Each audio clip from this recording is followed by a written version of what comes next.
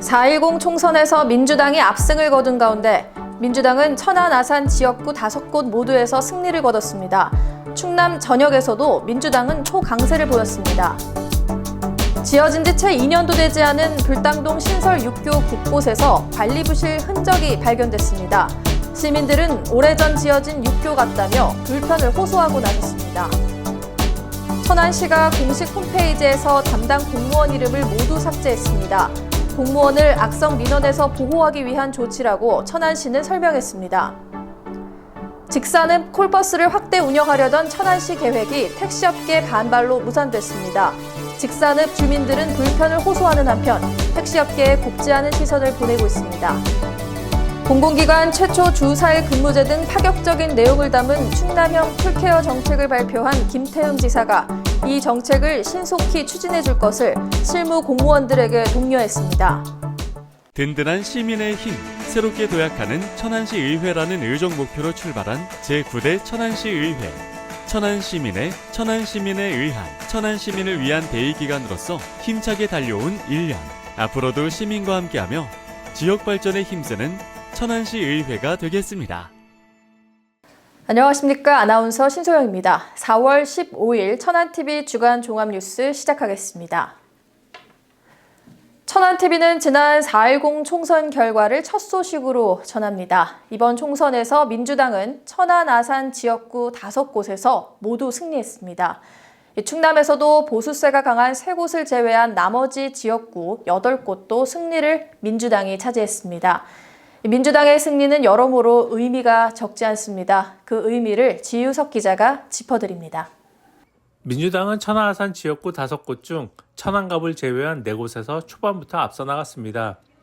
개표 시작 3시간이 지난 시점부터 천안을 이재관 후보, 천안병 이정문 후보, 아산갑 복귀양 후보, 아산을 강우식 후보 등은 표차를 벌리며 당선을 확정했습니다.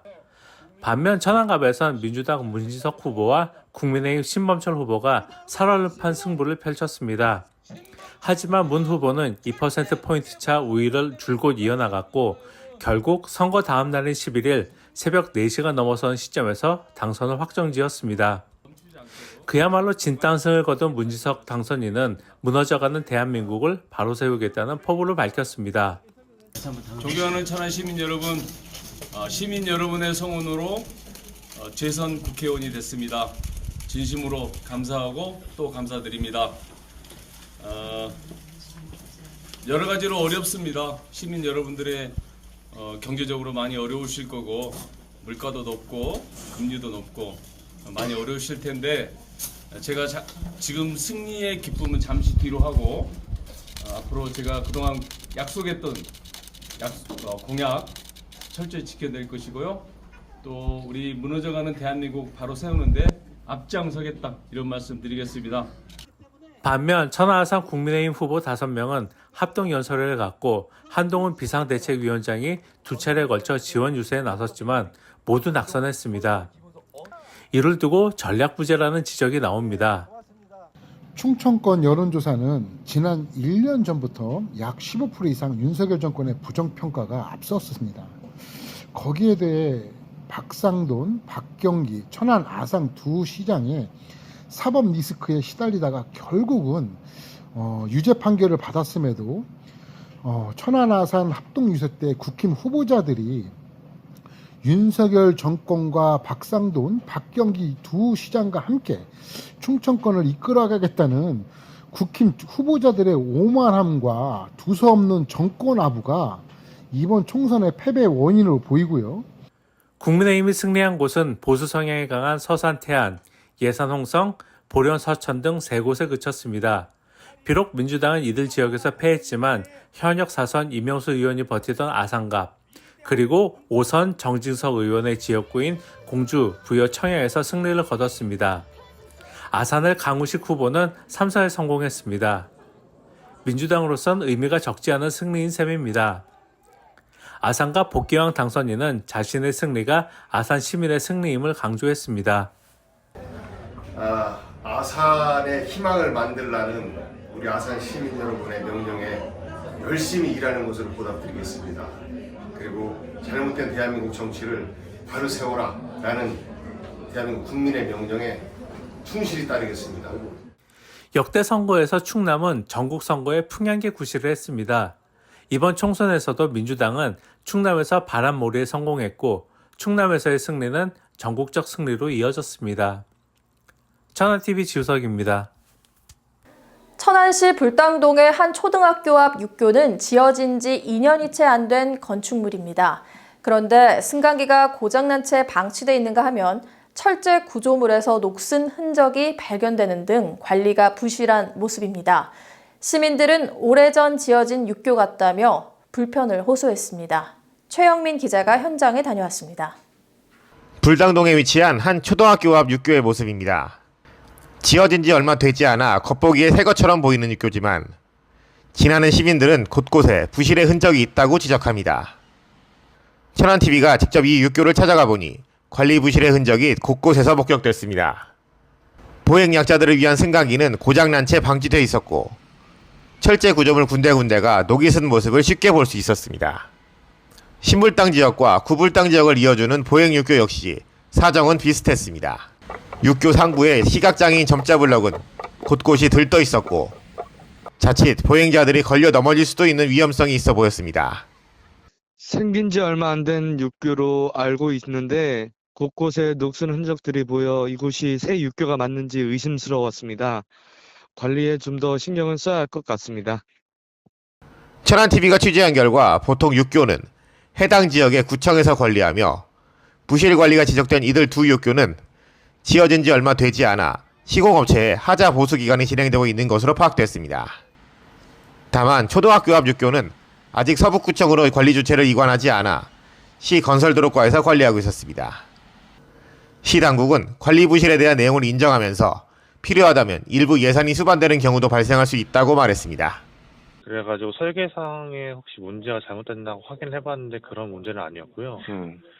일단 이거는 보수 차원에서 좀 더 예산을 들여가지고 진행을 하면은 나아질 것 같은 이걸 확인을 해가지고 지금 나머지 부분만 제가 조금 완료하고 나서 이제 바로 구청으로 넘겨서 이제 보수를 좀 진행하려고 했던 상황입니다. 조성된 지 불과 1, 2년도 안 된 육교의 관리가 부실하다는 게 드러나면서 다른 육교들에 대한 관리 역시 더 세심하게 이루어져야 한다는 지적입니다. 천안TV 최영민입니다. 천안 등 각 지자체는 홈페이지를 운영하면서 신속한 민원 처리를 위해 담당 공무원의 이름과 연락처를 공개하고 있습니다. 하지만 천안TV는 천안시 홈페이지에 담당 공무원 이름이 삭제된 사실을 발견했습니다. 지난 3월 김포시 공무원이 악성 민원에 시달리다 스스로 목숨을 끊은 사건이 직접적 계기였다고 천안시는 설명했습니다. 이현자 기자가 속사정 알아봤습니다. 천안시가 공무원들에 대한 보호 조치의 일환으로 시 홈페이지에 게재됐던 담당자 이름을 모두 삭제했습니다. 이 같은 조치는 지난 8일부터 시행됐습니다. 이번 조치는 김포시의 한 공무원이 악성 민원인들로 인해 극심한 스트레스를 받아 스스로 목숨을 끊은 사태가 발생한 것이 발단이 됐습니다. 이 조치를 최초로 시행한 지자체는 부산광역시 해운대구입니다. 뒤이어 경북 칠곡군, 대전광역시 유성구, 충북 충주시 등이 시행 중이며 당사자 격인 경기도 김포시 역시 홈페이지에 담당자들의 이름을 성까지만 표기하고 있습니다.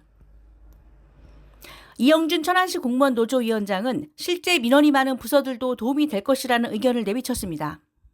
지난번 김포시 공무원 사건 때 그때 이제 그 기사나 아니면 변호사들의 자문 내용을 살펴보면은 홈페이지에 공개된 정보는 그렇게 인터넷상에 유포를 하거나 했을 때 아무런 처벌 대상이 되지 않는다라고 합니다. 그런데 이제 홈페이지에만 이렇게 공지가 안 됐을 경우에는 그렇게 악의적으로 활용을 했을 때 개인정보보호법 위반 사항으로 할 수 있으니까 앞으로 악성민원이 무분별하게 공무원들의 개인정보를 활용하는 부분을 막을 수 있다라고 생각을 하고 있고 천안시 관계자도 개인정보 유출 등 미연에 방지하기 위한 조치라며 기대감을 나타냈습니다.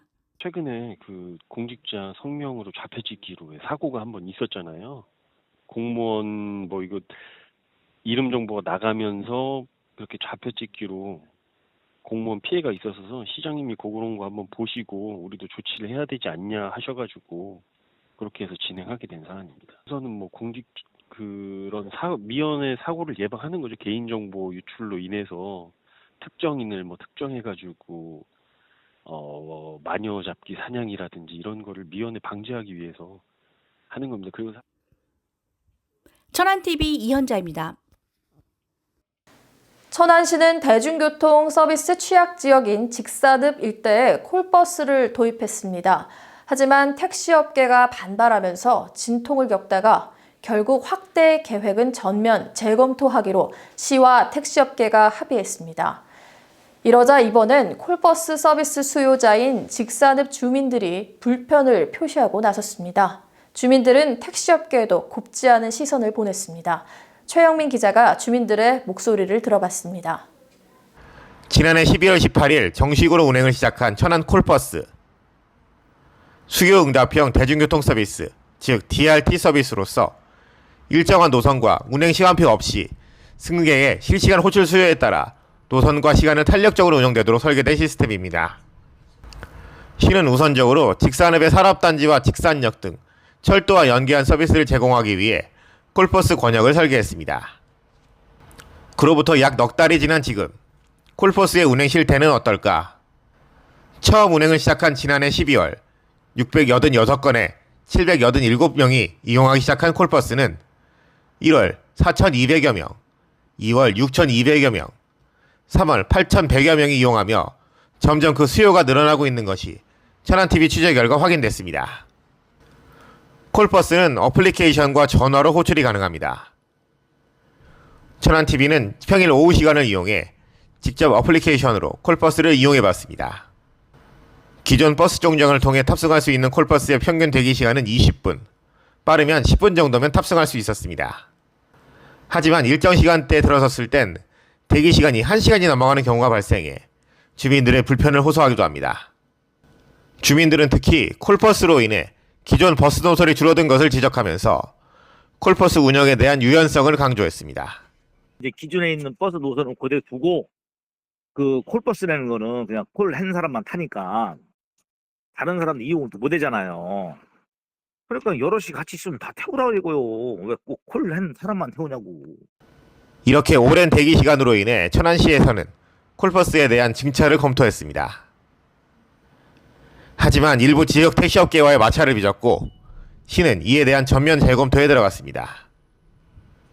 시 당국은 이 부분에 대한 행정상의 아쉬움을 토로했습니다. 시민들이 반응이 좋아서 수요가 늘어나고 있고 그렇기 때문에 그 수요를 감당하기 위해서 정차를 하려는 거거든요. 왜냐하면 수요가 많아서 대기 시간이 점점 길어지는 문제가 있어서 그래서 정차를 하려고 합니다. 그 시간대가 제일 문제이기 때문에 그 시간대의 수요를 효과적으로 감당하기 위해서는 정차가 필요한 부분이라서요. 천안TV 최영민입니다. 전국 단위 선거가 치러질 때마다 각 지자체는 유튜브나 페이스북 등을 통해 시민들에게 관련 정보를 제공하며 선거가 잘 치러지도록 지원합니다. 하지만 지난 4.10 총선에서 아산시는 오로지 이순신 축제만 홍보했을 뿐 선거 안내는 하지 않아 시민들로부터 반발을 샀습니다. 인근 천안시, 당진시, 서산시와도 대조를 이룹니다. 지유석 기자가 보도합니다. 아산시 공식 페이스북, 유튜브 계정은 오는 24일부터 열리는 제63회 이순신 축제 홍보 게시물 일색입니다. 하지만 총선 당일인 11일 전후에 선거 정보를 게시한 게시물은 찾아볼 수 없었습니다. 다른 시와 비교하기 위해 인접한 천안시, 당진시, 서산시, 보령시 공식 페이스북 계정을 확인해봤습니다. 이들 4개 시는 공식 페이스북 계정에 선거 관련 정보를 게시해 시민들에게 알렸습니다. 아산시의 이유를 물었더니 아래와 같은 답변을 전해왔습니다. 저희는 며칠 안 남았잖아요. 이순신 축제가. 그래서 되는데 이순신 축제를 좀 기념으로 좀 홍보를 했을 때 어쨌든 중점으로 하면은 더 효과가 날 수 있다고 판단해서 유튜브도 그렇게 운영을 하는 거고. 시민들은 이번 총선에서 선거 정보를 제대로 찾을 수 없어 투표하기 힘들었다며 불만을 숨기지 않았습니다. 실제 투표장에선 투표소를 잘못 찾아 발걸음을 돌리는 시민들도 없지 않았습니다. 이에 대해 아산시의회 김미성 의원은 아산시가 민주주의에 역행하고 있다고 비판했습니다. 당진 천안도 공식 SNS에 실렸지만 아산시청은 축제에만 관심이 쏠려 있습니다. 아산시가 민주주의에 역행하고 있다는 점을 단적으로 보여준 예입니다. 천안TV 지우석입니다. 지난 3일 김태흠 충남지사는 공공기관 최초로 주 4일 근무를 시행한다는 내용이 담긴 충남형 풀케어 정책을 발표했습니다. 김 지사는 정책 발표 후 처음 열린 실구원장 회의에서 충남형 풀케어 정책이 신속하게 추진해 줄 것을 주문했습니다. 심소원 기자가 보도합니다. 지난 3일 공공기관 최초로 주 4일 근무 시행 등에 대한 내용을 담은 충남형 풀케어 정책을 발표한 김태흠 충남지사가 더욱 이 정책에 대한 구체화를 강조했습니다.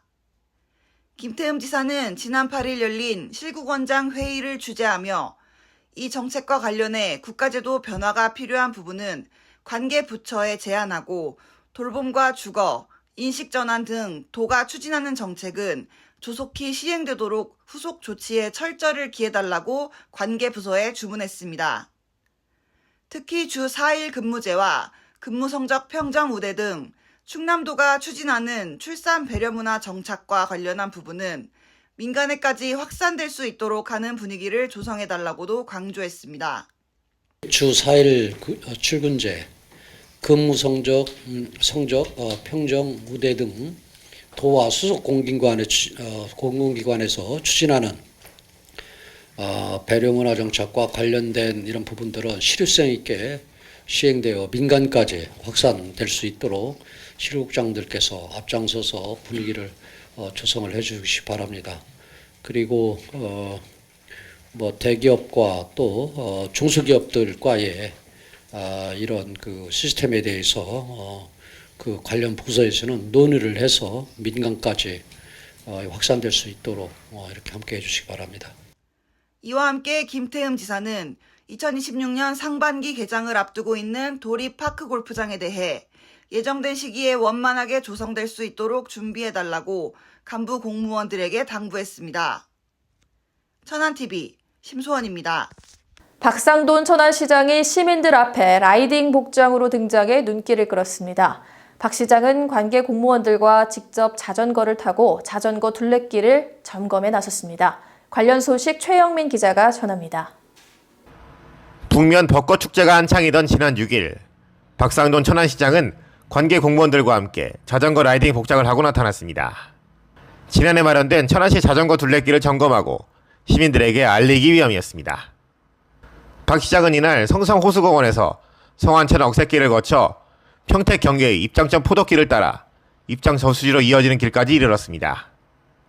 여기에 부서문익길, 북면 벚꽃길까지 이어지는 구간이 바로 큰 강을 중심으로 형성되어 있는 자전거길을 지방 하천 규모에 도입한 천안형 자전거 둘레길이라고 시 관계자는 소개했습니다. 입장에서 북면으로 이동하려면 고도 300m인 부서문이 고개를 넘어야 하는데 초심자가 넘기엔 어려운 구간이지만 도전해볼 만하고 봄 벚꽃 개화 시기에 맞춰 오게 된다면 멋진 사진 촬영도 가능하다는 게 이 관계자의 설명입니다. 손수 타보시고 이제 이거는 이렇고 이건 이렇고 지적사항 같은 거 지적하시고 또 이제 300리 길도 계획을 하자고 하시고 뭐 이런 이제 성완서 이렇게 입장 그다음에 북면 병천 미호천으로 가는 게 국가 자전거 도로의 망의 계획에 포함됐어요. 이번에 작년에 해가지고 그래서 그거를 지금 직접 타보시겠다고 한 거예요. 그래서 우선 연출리까지만 됐잖아요, 우리가. 네. 네, 그래서 이제 이어서 이제 미호천까지도 계획을 하고 우리 천안까지 이제 거기 연출리에서 천안까지 오면 200리가 돼요. 시는 현재 조성된 자전거길 외에도 병천 수신 성남에 이르는 국토종주 자전거길, 신방 풍세 광덕으로 이어지는 자전거길도 추진하고 있다고 설명했습니다. 계속해서 조성되는 자전거길로 인해 천안시가 자전거 라이더들의 메카로 떠오를 수 있을지 주목됩니다. 천안TV 최영민입니다. 충남경찰청은 11일 이번 제22대 국회의원 선거에서 관련 선거사범 총 62건, 79명을 단속해 2명을 송치하고 66명을 수사 중이라고 밝혔습니다. 범죄 유형별로는 허위사실 유포가 31명으로 가장 많았고 현수막 벽보 훼손 13명, 금품 수수 9명 순으로 나타났습니다. 충남경찰청은 수사 대상자가 지난 제21대 총선에 비해 3배 이상 늘었다며 이는 검찰청법 등 관련법 개정에 따라 검사의 수사 개시 범위가 제한돼 검찰에서 직접 수사하던 주요 선거 범죄에 대한 경찰의 단속 인원이 늘어난 게 주된 이유로 보인다고 설명했습니다. 박상돈 천안시장과 박경기 아산시장이 나란히 벚꽃 개화기를 맞아 인력 확보에 어려움을 겪는 농가를 찾아 인공수분 작업을 도왔습니다. 먼저 천안 박 시장은 지난 11일 천안시 공무원, 지역 농협 관계자 등과 함께 성완읍 송덕리 배 재배 농가를 찾아 인공수분 작업에 나섰습니다. 박 시장은 농정 현안을 두고서도 소통하는 시간을 가졌습니다. 아산 박 시장 역시 같은 날 지역기관 단체장들과 은봉면과 둔포면 일대 배 농가의 화접 작업을 도왔습니다. 천안과 아산 두 박 시장은 약속이라도 한 듯 농가가 인력난을 겪지 않도록 지원을 아끼지 않겠다고 밝혔습니다. 김석필 천안시 부시장이 지난 9일 취임 100일째를 맞았습니다. 김 부시장은 현장에 답이 있다는 마음가짐으로 천안역 증개축, 미래 모빌리티 국가산업단지로 최종 선정된 성환 종축장 이전 부지, 축구 종합센터 등 현안 사업 현장을 방문하며 시정 파악에 나섰습니다. 충남도 여성가족정책관 저출산보건복지실장을 지낸 김 부시장은 인구정책 시행, 저출산 대응을 위한 지원 기반 구축 등 관련 현안에서도 행정 전문가로서의 능력을 10분 발휘하고 있다는 평가를 받습니다. 김석필 부시장은 그동안의 행정 경험을 바탕으로 지속 가능한 성장을 통해 민생 안정과 현안 사업의 추진률과 완성도를 높이는 데 주력하겠다고 약속했습니다.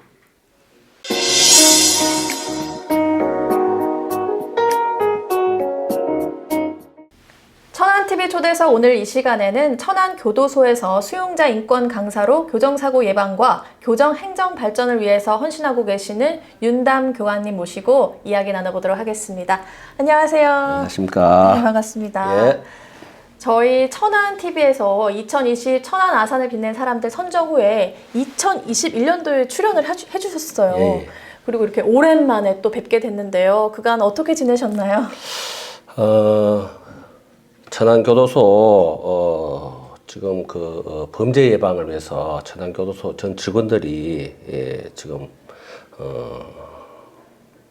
그 예방 교육을 상당히 많이 하고 있습니다. 네. 그래서 소장님을 비롯해서 우리가 11명이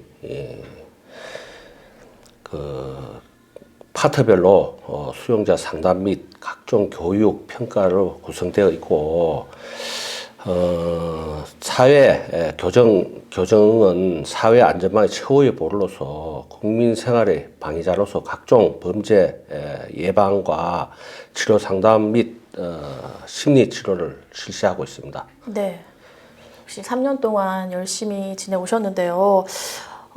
제가 소개해드릴 때 천안교도소 교감님 이렇게 소개를 해드렸는데 사실 일반 시민분들은 만나 뵙기 힘든 분이잖아요. 예.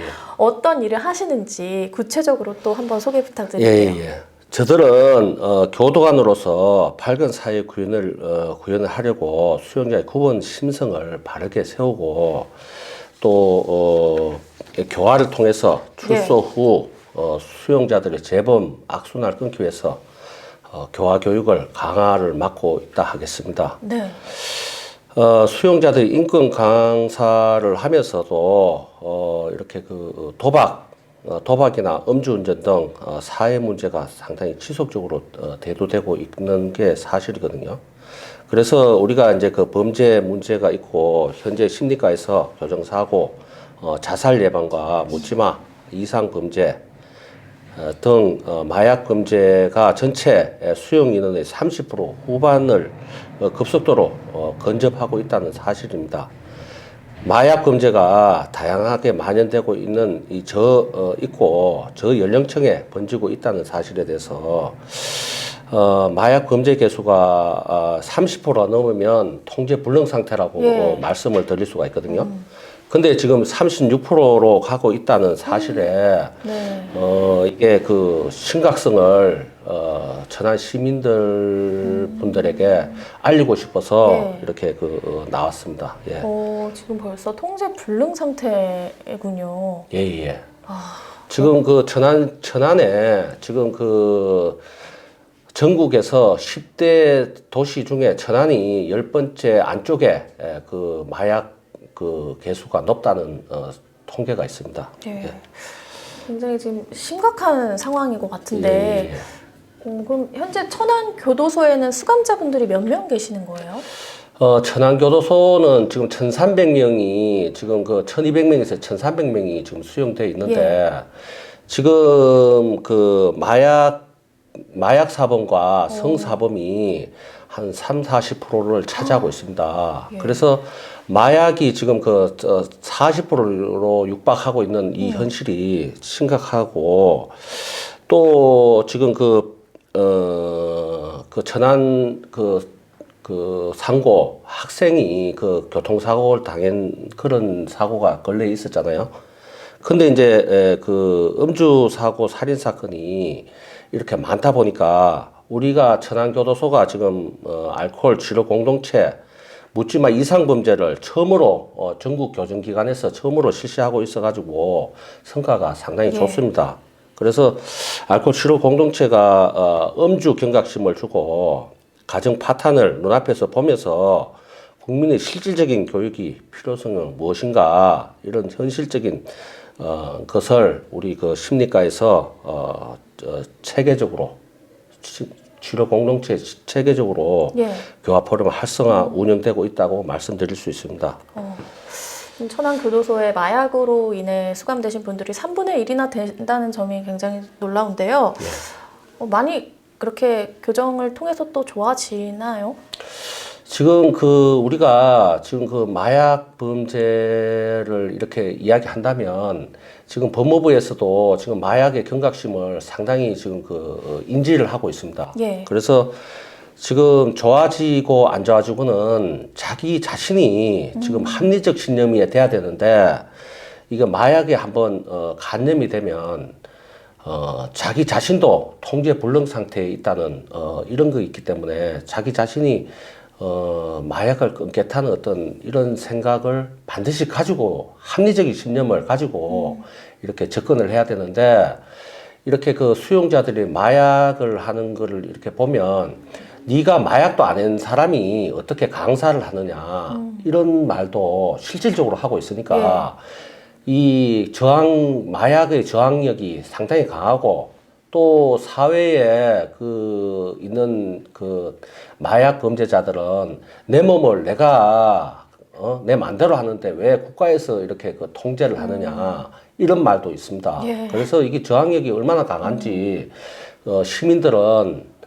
상당히 그 경각심이 필요하지 않을까 해서 이렇게 그 제가 나와서도 이렇게 우리 아나운서님 계시지만은 이렇게 말씀을 한번 드리고 싶다는 그런 생각이 듭니다. 맞습니다.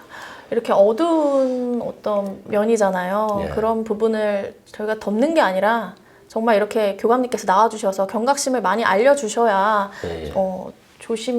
조심할 수 있을 것 같습니다. 네, 윤담 교감님께서 35년 동안 이제 근무를 해 오셨는데요. 정말 기억에 남는 일이 많으실 것 같은데 그 중에서도 특별히 기억에 남는 일이 있으시다면요? 마약으로 가정 파탄을 제가 봤습니다. 아버지가 마약 간염으로부터 어머니 간염시키고 또 딸 둘을 또 마약 중독으로 시키고 어머니가 이 사실을 알고 자살을 하는 경우가 있었고 아버지가 또 딸 둘을 성폭행 범죄 등이 있었습니다. 그래서 교도소에서 마약사범 교육을 22년간 현재 피고인은 징역을 22년 살고 있습니다. 그래서 교도소에서 마약사범을 교육 실시 중에도 하는 말들 중에 자신의 몸을 자신에게 마약하는 것을 왜 국가에서 자신의 몸을 간섭하고 관리하느냐 정부를 힐난하는 경우도 있었고 마약을 하지 않는 사람이 어떻게 마약 강의를 하느냐 이런 경우도 있었습니다. 그래서 마약 중독자가 자기 책임에 통감을 하지 못하고 있는 것이 사실이고 단약 교육의 저항이 상당히 심하다고 말씀드릴 수 있습니다. 네. 아, 굉장히 이거 판단이 아예 이성적인 판단이 안 되는군요. 예. 아, 네. 직업적인 부분과 연계해서 봉사활동도 지금 하시는 걸로 알고 있는데요. 어떤 활동하고 계신가요? 지금 불우청소년 후원을 하고 있고 청소년들의 준법 교육, 마약, 알코올, 묻지마, 이상범죄 시 범죄 등을 교육을 실시하고 있습니다. 네. 청소년들 범죄 미연 방지를 위해서 부단히 교육을 실시하고 있고 청소년들의 비합리적 신념을 합리적 신념으로 노력 봉사를 하고 있다고 말씀드립니다. 예. 네. 마지막으로 천안TV 시청자분들에게 한 말씀 해주시는 것으로 인터뷰 마무리하도록 하겠습니다. 예. 한국은 마약 청정국에서 국내외 외국의 전방위 공격을 받고 있고 태국에서는 소주 이름을 원샷으로 포기되어 한국 관광객을 상대로 해서 판매를 하고 있습니다. 국민들이 각종 범죄에 경각심을 갖고 마약, 알코올, 묻지마, 이상범죄 등 국민적 범죄 예방과 관심을 가져야 한다고 말씀드리고 싶습니다. 마약과 같은 중독 문제는 국가 종합마약청을 신설하고 컨설 타워가 필요하고 강제성 있는 곳에서 마약 이수 명령 교육이 필요합니다. 촉법 소년 이하의 법을 제정하는 것은 그것도 시급한 실정이고 이를 위해 외국으로 여행 시에 어린 아이가 주전부리, 가자류 수입 통관을 엄격하게 분류해야 한다고 말씀드립니다. 마약 범죄는 공익 방송을 자제하고 마약 단속 적발 시에 방송도 수사 자체를 엄지해서 해야 한다고 말씀드리고 싶습니다. 방송의 한건주의 범죄자들은 방송을 보고 이로 인해서 범죄를 도피를 돕는다고 말씀드리고 싶습니다. 청소년들 마약과 같은 범죄가 계속 늘어나는 경각심이 부족하고 호기심, 유발, 마약 쇼핑도 늘어나고 있는 실정을 알아야 합니다. 세계 마약왕은 자기 아들이 마약에 감염될까봐 좋은 대학에 보내고 자랑스럽게 무용담을 자랑질을 하는 경우도 봤습니다. 마약은 절대로 호기심이나 실험을 하면 부작용도 심각해서 한 번 해도 한각 환청이 들릴 수 있으니까 주의해야 합니다. 수용자들 말합니다. 마약은 한번 중독되면 죽어서 간뚜껑을 덮어야만 끊을 수 있다고 합니다. 마약은 절대로 손을 대서는 안 된다고 말씀드리겠습니다. 예. 네. 오늘 인담 교관님께서 정말 마약의 심각성에 대해서 오늘 많이 말씀을 해주셨는데요. 오늘 어두운 저희 사회에서 밝은 빛을 계속해서 교관님께서 좀 비춰주시기 바랍니다. 도와주세요. 예, 감사합니다. 네, 감사합니다. 오늘 나와주셔서 감사합니다. 예, 감사합니다. 오늘 앵커 브리핑 주제는 대파입니다. 대파는 가정주부들이 장 볼 때 거의 빼놓지 않고 집어드는 음식 재료입니다. 하지만 지난 4.10 총선 전국에서 대파는 선거판을 지배하는 주요 이슈 중 하나였습니다. 논란의 진원지는 윤석열 대통령이었습니다. 윤 대통령은 서울의 한 대형마트를 찾아 대파 한 단에 875원이면 합리적인 가격 같다고 말했는데 이 말이 여론의 공분을 샀습니다. 특히 가정주부들은 윤 대통령의 발언에 분통을 터뜨렸습니다. 대통령이 대파 한 단 가격까지 세세히 알 수는 없을 것입니다. 그런데 왜 이토록 대통령의 말 한마디가 여론을 들끓게 했을까요? 지금 서민들은 높은 물가로 아우성입니다. 심지어 사과 가격이 너무 비싸 장보기에 나선 주부들이 사과를 집어들기도 어려워합니다.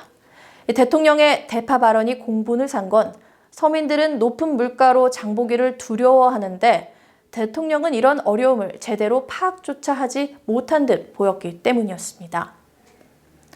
지난주 총선이 치러졌고 천안, 아산 등 전국 지역구에서 당선자들이 가려졌습니다. 평범한 시민들이 정치인에게 수조가 들어가는 개발 사업을 바라는 게 아닙니다.